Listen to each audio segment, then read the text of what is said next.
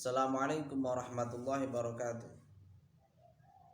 Segenap kaum muslim dan muslimat dimanapun Anda berada, bil khusus siswa-siswi MTS 7 Kediri, terkhusus lagi kelas 8 F, 8G, 8H, 8I, dan 8C mapel akidah akhlak yang sangat saya sayangi. Alhamdulillah, pada kesempatan kali ini saya masih diberi kekuatan lahir batin Allah untuk membuat konten video ini yang berisikan materi pembelajaran akidah akhlak kelas 8 tahun ajaran 2021-2022. Pada kesempatan kali ini kita akan melanjutkan dari bab pertama. Dari bab pertama yang bahas tentang, sebenarnya itu membahas tentang mukjizat atau khawariqul adah. Ada mukjizat, idhas, karomah, maunah, dan istidraj. Maka di bab kedua ini kita akan membahas akhlakul mahmudah, dalam versi lain akhlakul karimah, makarimil akhlak, mahasinil akhlak. Dan itu istilah-istilahnya, akhlak-akhlak terpuji. Dalam bab ini ada dua yang akan kita bahas pada kesempatan kali ini. Pada bab 2 ini akhlakul karimah di sini, akhlakul mahmudah di sini ada 5, yaitu ikhtiar, tawakal, sabar, syukur, dan yang terakhir qanaah. Itu akhlak-akhlak atau sifat-sifat yang harus kita miliki. Nanti di kelas 9 juga ada lagi, di semester 2 juga ada lagi, nanti beda-beda. Dalam kesempatan kali ini adalah kita akan membahas tentang ikhtiar dan tawakal. Saya itu ada keterikatan. Langsung saya bahas dua, karena dua akhlak ini, ikhtiar dan tawakal, adalah sesuatu yang saling keterikatan, mempunyai keterkaitan yang sangat kuat dan erat. Yaitu apa toh Pak itu ikhtiar, apa toh Pak itu tawakal. Nah, nanti akan kita bahas bersama. Simak video ini dengan sebaik-baiknya. Yang pertama adalah ikhtiar. Ikhtiar itu secara bahasa berarti berusaha. Kita ingin mempunyai tujuan apa, maka nanti untuk mencapainya kita harus berusaha. Itu dalam bahasa kitab namanya ikhtiar, berusaha. Jadi itu sudah menjadi rumusan umat manusia, apapun harus ada usahanya. Teman-teman semuanya, tidak ada satupun manusia di dunia ini yang terlahir dalam kondisi jadi orang pintar, jadi orang pandai, jadi orang alim. Itu nggak ada. Kita harus berusaha untuk menjadi orang pintar, orang pandai, orang alim, dengan cara menghilangkan kebodohan kita, dengan cara kita belajar. Itu namanya ikhtiar. Dalilnya apa? Dalilnya itu banyak. Itu yang berhubungan, biasanya yang dijadikan dalil itu di surat Ar-Ra'du. Innallaha la yughayyiru ma biqaumin hatta yughayyiru ma bi anfusihim. Itu dalilnya ikhtiar. Tapi bagi saya itu sebenarnya bukan dalil ikhtiar, itu beda. Itu nanti pembahasannya itu sangat panjang, itu nanti tidak perlu saya bahas di sini. Yang paling penting adalah bahwasanya kita setiap sebagai manusia-manusia yang umum, manusia-manusia yang pada umumnya, bukan tingkatan manusia-manusia khusus, maka nanti dalam setiap apapun yang kita tuju, maka kita harus melewatinya dengan namanya ikhtiar atau usaha. Kita sedang sakit, bagaimana kita ingin sehat, berobat. Kita dalam masa-masa masih bodoh, bagaimana agar kita menjadi orang pintar, pandai, dan alim, belajar. Itu namanya ikhtiar. Kita dalam kondisi lapar, bagaimana kita biar kenyang, maem, dan kan? Ya itu namanya ikhtiar, usaha. Bagaimana nanti kita bisa mencapai kesuksesan? Ya kan, teman-teman ingin menjadi seorang profesor, utawa dosen, gitu kan? Kita belajar dari TK, dari MI, dari MTS, dari nanti aliyah, kemudian nanti kita ke kampus kuliah S1, S2, S3, ya kan? Itu namanya ikhtiarnya panjang itu. Oke. Jadi tingkatan manusia-manusia biasa, manusia normal itu kesuksesannya tergantung dari ikhtiarnya. Dan banyak orang yang salah mengartikan ikhtiar. Oke, bahwasanya ikhtiar itu hanya ikhtiar lahir saja. Usaha-usaha yang berhubungan dengan nopo nggih? Fisik. Saya contohkan umpama pingin jadi anak yang pandai, pingin jadi anak yang pintar, pingin jadi anak yang juara kelas, ranking kelas, pingin juara KSM, pingin juara aksioma dan macam-macam. Teman-teman hanya yang paling banyak itu hanya berikhtiar dalam urusan sesuatu yang terlihat oleh mata. Kalau mungkin belajar, itu kan, kemudian yang ingin aksioma kiroat, latihan kiroat saja, yang singing nyanyi saja latihannya, tidak diiringi dengan doa, tidak diiringi dengan kita memperbaiki hubungan dengan Allah, sholat kita, ya kan, kemudian baca Quran kita, itu harus kita atur sedemikian rupa agar ikhtiar kita itu bertawazun, seimbang, proporsional, balance, dan ya dalam bahasa Inggrisnya. Paham? Jadi ikhtiar itu sebenarnya bukan hanya usaha lahir, ada usaha batin. Dan itu kalau saya ceritakan nanti panjang di sini, itu namanya ikhtiar. Kemudian yang selanjutnya dari ikhtiar adalah setelah kita sudah berusaha untuk mencapai tujuan kita, maka nanti kita harus tawakal. Nah, jadi kelanjutan dari ikhtiar adalah tawakal. Paham? Tawakal apa toh Pak? Tawakal adalah memasrahkan hasil usaha kita kepada Allah. Diingat-ingat.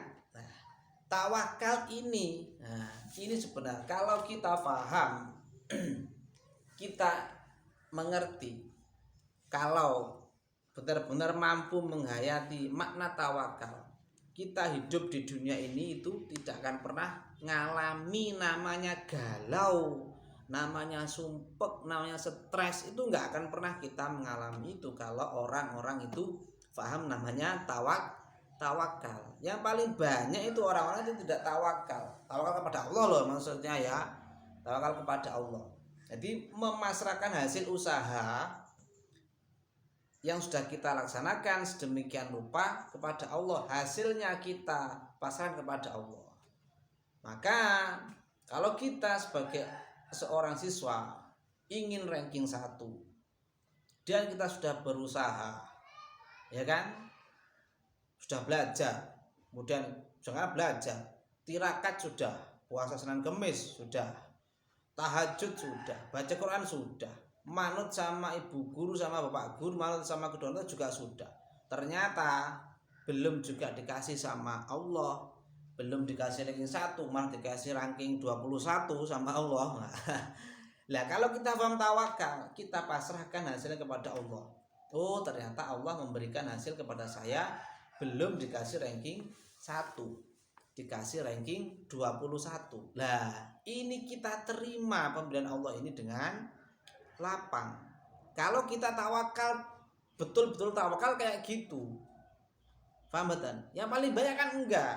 Yang paling banyak kan sudah belajar, sudah tahajud, sudah puasa, sudah ikut instruksi orang tua, sudah manut sama guru, kemudian ternyata rankingnya enggak jadi ranking 1, kemudian ranking 21, marah-marah. Iya jadi Gusti Allah, piye sih jadi Gusti Allah iki? Oh, kan. Saya sudah berusaha sebaik mungkin. Kita itu bertawakal, memasrahkan hasil, bukan memasrahkan kehendak kita kepada Allah. Paham enggak? Diingat-ingat. Kali-kali kita bertawakal kepada Allah, maka tawakalnya adalah kita memasrahkan hasil usaha kita kepada Allah, bukan memasrahkan kehendak kita kepada Allah. Seakan-akan kalau kita ranking 1, pingin ranking 1, pingin ranking 1, kita harus ranking satu terus. Kalau nggak ranking satu, nggak baik. Maka nanti berarti kita itu memaksakan kehendak kepada Allah. Paham kan? Dan itu harus kita pahami. Sekali lagi, teman-teman yang masih kelas 8 ini harus benar-benar paham semacam ini agar apa? Agar teman-teman semuanya itu nanti dalam menjalani kehidupan di masa yang akan datang itu tidak mudah stres, tidak mudah galau, tidak mudah terpontang-panting. Karena kenapa? Semua itu sudah ada yang ngatur. Saya contohkan dalam urusan asmara ya kan, kemudian sudah kenalan, yang laki-laki kenalan sama teman sekelasnya kan, sejak dari kelas 1 MTS sampai kelas 3 aliyah sampai di kuliah. Jarak berapa minggu si cewek dinikah sama orang lain, ngeluh si Rai ya kan, wah mumet lagi, sudah kenalan berapa tahun garek nikah tok lah kok tikung. Nah, ternyata yang nikung temannya sendiri juga, wah lebih stres lagi nanti. Lah ya kan, lah itu karena teman-teman satu salahin mbak kenalin dhisik. Karena kenapa? Teman-teman itu lebih percaya dengan kemampuan sendiri daripada kepada Allah. Akhirnya ditikung kan. Ya kan, yang paling enak adalah kalau kita sudah berusaha kayak gitu, sudah berusaha mendekati seseorang yang kita punya tujuan untuk nikah, kemudian kalau nanti ternyata tidak diberi oleh Allah dianya, kita gagal mendapatkan dia, maka tawakallah, yakinilah bahwa Allah akan mengganti dengan yang lebih baik. Apalagi orang seorang laki-laki, galau urusan cewek itu itu bukan laki-laki itu kan.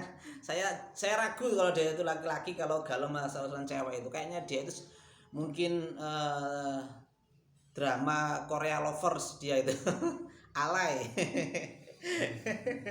Itu itu namanya tawakal. Nah itu saya contohkan, dan sekali lagi itu banyak loh ya, saya contohkan banyak loh. Jadi di tetangga saya ini sekitar 4 tahun yang lalu, tetangga dusun itu ada seorang laki-laki itu mau menikah dengan idaman hatinya yang berada di Kalimantan. Kemudian ternyata di Kalimantan ada tradisi yang beda dengan di Jawa, yaitu sebelum menikah si laki-laki itu diminta untuk memberikan biaya sekian juta pada orang tuanya. Ternyata begitu besar jumlahnya itu. Kemudian si laki-laki berbicara dengan kedua orang tuanya, ada di Jawa sini, tangga dusun saya ini, dan sama orang tuanya tidak disetujui karena memang terlalu besar. Kemudian si laki-laki karena tidak keturutan cintanya, obat suket, obat rumput itu diminum sama dia. Lah itu menandakan apa?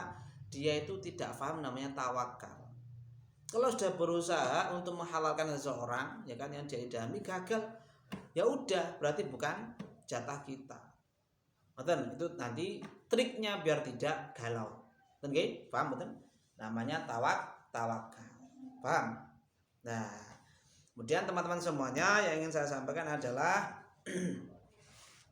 tawakal itu ada 3 tingkatan. Jadi kalau kita bahas tawakal, yang saya bahas di sini itu ada erat kaitannya dengan namanya ikhtiar, dengan namanya usaha. Kita ingin makan, nggak punya duit, nggak punya uang, ya bekerja. Itu namanya ikhtiarnya. Tujuannya makan, ya kan? Ikhtiarnya adalah bekerja.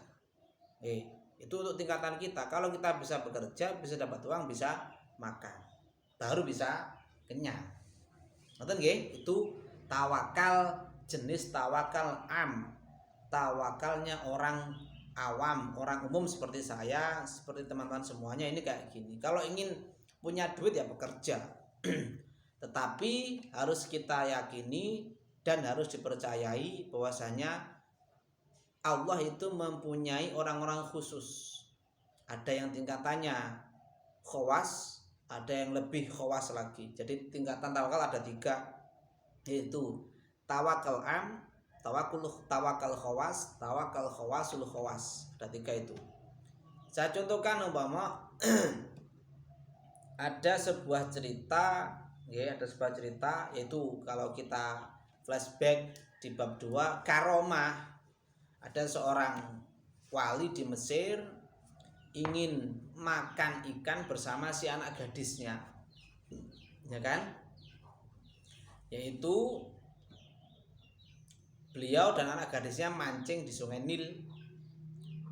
Saat sudah dapat ikan besar, si anak gadis disuruh untuk menangkap ikan itu. Kemudian ikan itu ditangkap sama si anak gadis, gitu kan? Ternyata nggak jadi dikasihkan ke ayahnya, justru kembali dibuang di sungai. Sang ayah pun bertanya kepada si anaknya gadis, "Loh, Duk, kenapa ikannya kok kamu buang? Nanti malam dan sore kita tidak akan punya jatah makan kalau sampean buang ikannya." Si anak gadis berkata, menjawab pada sang ayah, "Bagaimana saya mungkin bisa memakan ikan, ayah, kalau ikan itu ternyata membaca tasbih?" Menurut si gadis tadi itu ikannya itu bisa berbicara dengan melantunkan tasbih. Subhanallah, subhanallah, subhanallah itu. Kemudian dilepaskan oleh si anaknya. Dan si ayah bilang, "Lah nanti makannya kita gimana, Nak?" Si gadis bilang, "Kita tawakal kepada Allah, Abah. Jangan takut." Kemudian ternyata jam 8 pagi ya, sore harinya waktunya makan belum makan, lapar. Malam harinya jam 9 belum juga dapat makanan, lapar lagi. Ternyata jam 12 malam itu ada sebuah karomah, ada kiriman makanan langsung dari langit. Ini di kitab Nawadir ceritanya. Kemudian datanglah makanan itu komplit, ada ikannya, ada nasinya, ada sayurnya, ada minumannya juga, kan komplit. Pikirnya si wali tadi, yang ayahnya tadi, "Oh, saya dapat kiriman dari langit ini karena saya ini orang besar, karena saya ini rajin puasa, rajin tahajud, rajin baca Quran." Ya kan? Sampai akhirnya sekitar 12 tahun kayak gitu itu. Jadi setiap jam 12 malam beliau dan anaknya itu dapat kiriman makan dari langit tanpa bekerja. Nah, itu namanya tawakal khawas. Ternyata ya kan, setelah si anak ini wafat, yaitu setelah 12 tahun itu, kiriman yang dari langit itu sudah tidak ada lagi. Lah berarti gimana, Pak? Berarti usaha untuk mencari makanan bagi orang yang bertingkat khawasul khawas itu tidak perlu bekerja, juga tidak perlu mencuri, akan ada sendiri yang dari Allah itu untuk orang khawas. Sekali lagi, untuk tingkatan orang yang khawas, khusus orang yang menjadi pilihannya Allah, dekat dengan Allah, kekasihnya Allah. Kalau untuk kita ya nggak bisa. Begitu juga dengan namanya kealiman, kepandaian kita. Kita ingin belajar, ya ikhtiarnya adalah berusaha. Kita ingin jadi pandai, ingin jadi orang alim, kita harus belajar. Kalau kita tidak belajar juga tidak bisa. Tetapi sekali lagi, ada orang-orang, dan itu segelintir, sangat-sangat sedikit, orang yang mempunyai keilmuan hanya dengan cara tidak belajar, yaitu ada namanya khidmah. Khidmah niku ngladeni, melayani gurunya, melayani kiainya. Itu banyak ceritanya itu. Jadi mempunyai ilmu laduni, ilmu yang langsung belajar dari Allah. Paham gak?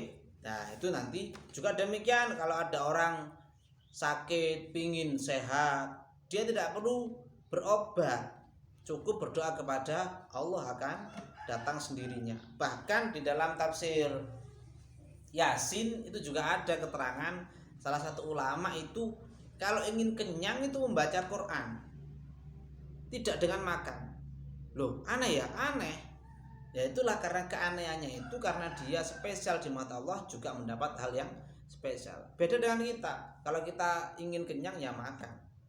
Kalau beliau tadi wali tadi itu kalau beliau ingin kenyang baca Quran. Lah awake dhewe kalau baca Quran tambah luwe, tambah lapar ya kan. Nah itu bedanya kita dengan orang-orang khusus. Ini hanya saya sampaikan di sini sebagai bentuk referensi, sebagai bentuk cerita bahwasanya kalau kita ingin tetap seperti ini, berstatus sebagai orang awam, ya segini terus wae.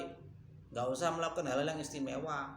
Kita nggak usah tirakat, nggak usah sholat tahajud dan sebagainya. Tetapi kalau kita ingin naik level menjadi orang-orang pilihan Allah, maka nanti harus ada ikhtiarnya lagi. Apa itu Pak? Yaitu dekat dengan Allah, menghilangkan sesuatu dengan hal-hal yang berhubungan dengan duniawi, tidak senang dengan duit, menahan lapar dan sebagainya itu. Yang jelas dekat dengan Allah itu sangat-sangat sulit. Ngerti nggih? Dan kita harus sangat-sangat mengusahakannya, berikhtiar. Paham? Nah, sekian dari saya penjelasannya.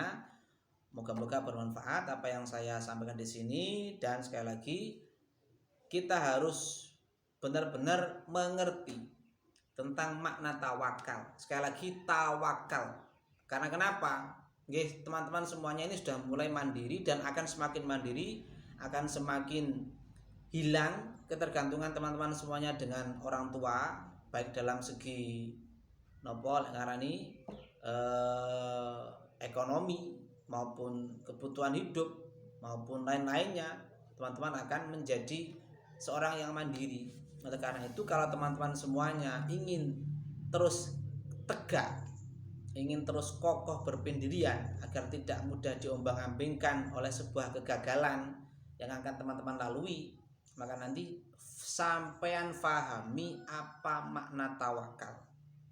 Kalau kita sudah berusaha penuh ternyata kita gagal, maka yang harus kita lakukan adalah meyakini bahwasanya Allah akan memberikan apa yang kita inginkan tadi di waktu yang akan datang dengan hal yang lebih baik.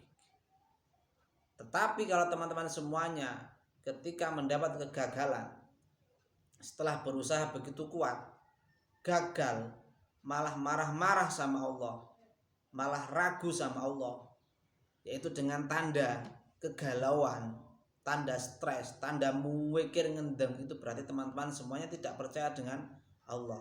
Maka itu teman-teman akan lebih buruk lagi. Sekali dari saya, Assalamualaikum warahmatullahi wabarakatuh.